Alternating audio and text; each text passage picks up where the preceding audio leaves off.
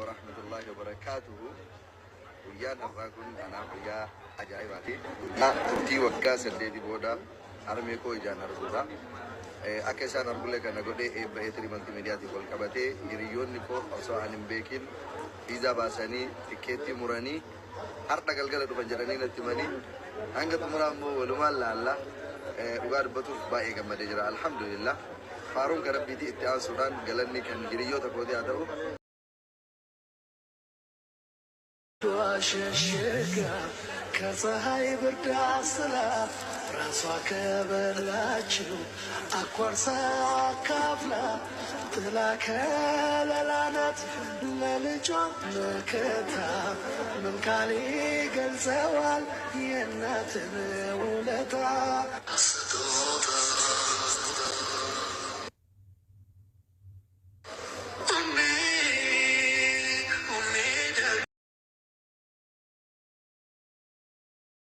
Rabbi heeggata wanti hin taane tokko hin jiru jechaadha. Viidiyoo kanarratti akkuma argitanii dhugaa waaqayyo waggaa 8 ol armeessa osoo hin argin biyya ormaa ture jechaadha. Garuu rabbiif galatu guyyaa isaa malee hin ta'u jechaadha. Ashamaa akkam jirtu hordoftoonni koo nagaa waaqayyo isiniif haa baay'atu. Akkam isaati kana keessan ani obboleettiin keessan nagaa kooti isinis immoo akka nagaa keessan taatan abdii guddaa qaba. Egaa har'a viidiyoo hambiraati walitti deebinee jirra mal qabattee dhufte jechuun keessan hin oolu.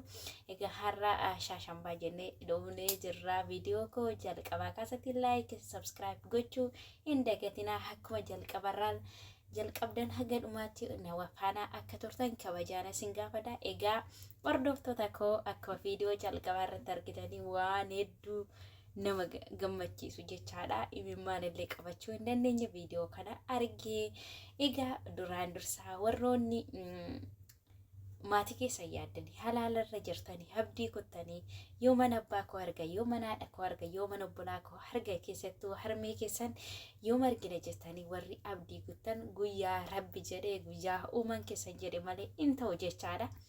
Dhugaa dubbachuuf viidiyoo kanarratti argee keessi koo baay'ee tokko na gammadee bakka maatii kabajarraa yoo dhalatte kabajuma taataa ulfinarra taataa yoo ati nama gaarii taate gaariidhuma tusee dhufa jechaadha. Egaa waggaa 8 armee isaarraa Naasir Aanolee namni wallaalee hin jiru jechaadha. Hundumti keessaniyyuu hin beektu.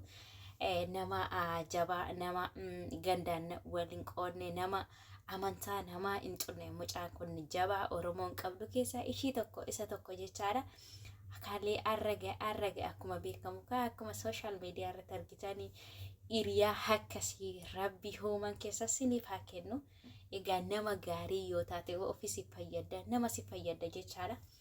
Maal jechuun barbaade warroonni abdii kuttanillee waggaa mana teenye maatii keenyan arginu jettanillee abdii kuttanillee akka argitan waaqayyoon uuma keessan kadhachuu hin dagatinaa isiniin jedha.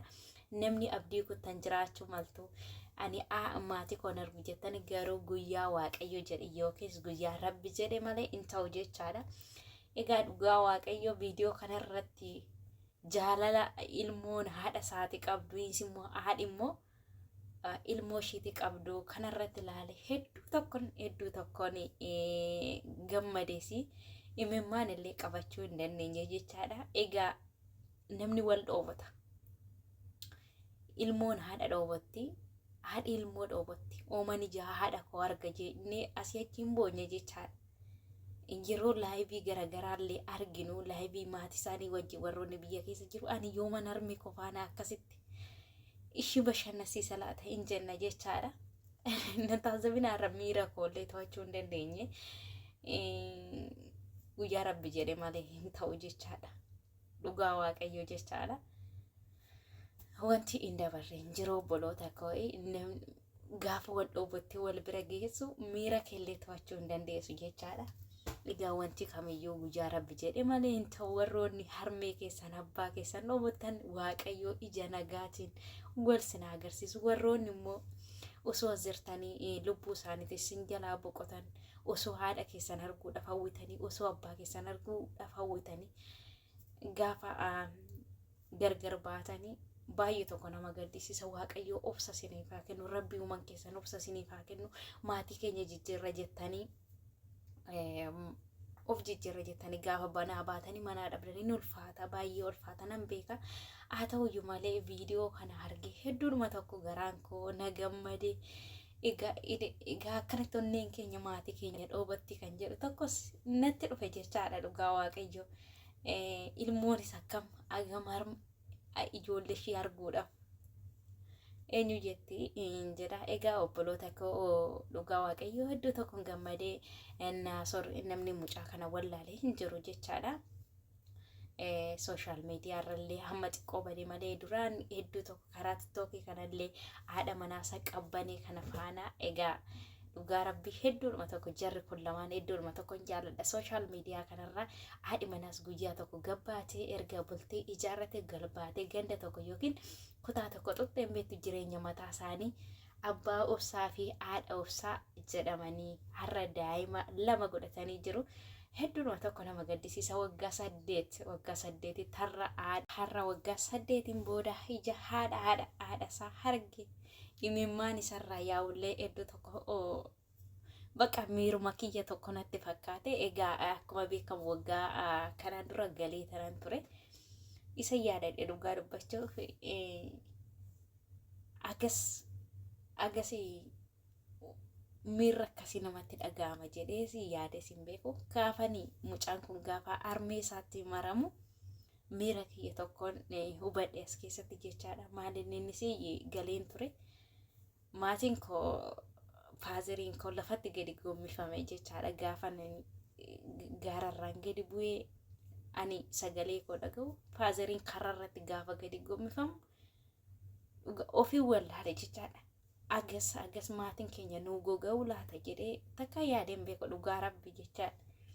Inna mucaa kanas argee hedduudhuma tokkoon eenyu jedhe jechaadha. Eenyu miira koo to'achuu hin dandeenye miiruma maatii kooti sana yaadadhe jechaadha. Gaafa karra bira ga'u maatiin koo na fuulduratti nagaa naan hin jenne na fuulduratti gadi gombifamanii ammas immoo miira mucaa kana arge dhugaa waaqayyo jechaadha. Garuu hin beeku dhugaa nuti amma gaafa asii ilaallu wanuma maatiin keenya nu yaadne yookiin nutti fakkaachuu danda'a. Garuu maatiin keenya hedduu nu dhoobotanii nu yaadanii waan godhan dhabu. Gaafa intalli abaluu galtellee kiyya yoo yoomnaa galte jedhanii haala sanirrallee eenyu jedhu jechaadha. Baqa miira gaafa mucaa kana argu miiruma maatii kooti natti yaadatame. Egaa maatiin keenya warroonni waggaa baay'ee as turtanii yoomi jamaatii keenya argina jettan rabbi uuman keessan nagaadhaan jamaatii keessanii wal sinaa agarsiisu. Dhugaa rabbi maatii ofii jechuun kafana. Maatii ofii malee hin bareedan. Waanuma barbaade yoo ta'e maatii ofii malee hin bareedan. Rabbi nagaadhaan ija nagaadhaan akkuma kaleessa nagaadhaan biraa baatanii hammallee nagaadhaan. Laal mucaan kun waggaa 8 sinama waggaa 3 waggaa 2 turtanii maatii keenya hin argine jettu miti. Yoo obsaan rabbi eeggatan guyyaa waaqayyo jedhe yookiis rabbi jedhe malee hin argan jechaadha. Innaa waa yaadan hundatti milkaa maatii keessanillee akka nagaadhaan argite. Warroonni dheebuu maatii keessanii dheebuu irra caalaa haadhaaf abbaadha malee obbolaayyuu miti. Warroonni haadhaaf abbaa keessan dhobottanii agamma kanatti yoomiyyuma haadha abbaa kiyyaa argina yoomuma narmee koo arga warri jettan rabbi uuman keessan itti sinaa ga'u. Viidiyoo kana arge hedduudhuma tokko miira kona tuqee hedduu tokkoon gammadees nan gammadees nan boo'ees bakka hin jira miti ree. Keessattuu haadha ofii ija haadha ofii nuti silkiidhaan nu gaafa dubbisne amma torbee tokko hin gammanne jechaadha. Baqa anamma akka kootti gaafa narmee koo dubbise armee koo yoon dubbise baqa amma torbee tokko qalal narraa jedha gaafa ishii taasifte isa ijaan arguu dhiise jechaadha. Amma jiraattanitti maatii keessaniif jiraadha. Dhugaa waaqa warri immoo hawwitan immoo warri yoom gallee harmee maatii keenya argina jettan immoo rabbii uuman keessanitti isin haa ga'u. Akkuma mucaa kan gammadee Nasir Hanolee akkuma gammadee isinis guyyaa tokko gammadanii harmee keessan dhudhungattanii akka argitan abdiin qaba. Akkuma guyyaan har'aa kun jiru borus akka argitan abdii godha. Warri moo dhugaa waaqa tokko tokko immoo maatii keessaniif yaada warroonni asii wantoota garaagaraa ofirraan gahaa jirtan warroonni fooqirraan of darbitan jireenyi sinammaarraree jechaadha. Maatiin keessaniif yaada isiniin jedha. Waanumayyuu barbaadeyyuu haa ta'u biyya keessan keessatti galaati maatii keessan argaa isiniin jira. Rabbi inni waan hundumaa danda'u maatii keessan ija nagaatiin akkuma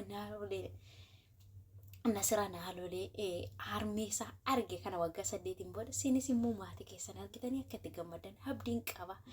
Miira kootachuu hin dandeenye har'a naaf kalchaan siniin jedha. Baay'eedhuma tokkoon gammade baqa baay'eedhuma tokkoon gammade isarra immoo darbee miiruma maatii koo gaafasii yaadadhe jechaadha. Gaafa haadhitti maramtee mucaan boo gaafa anis waggaa baay'ee turee tanan gara biyyaa galee harmee koo argi gaafan argu faazariin koo gaafa achitti gaggommifamu miiruma baqa kunin lamaan wal faana na jalaa dhufe.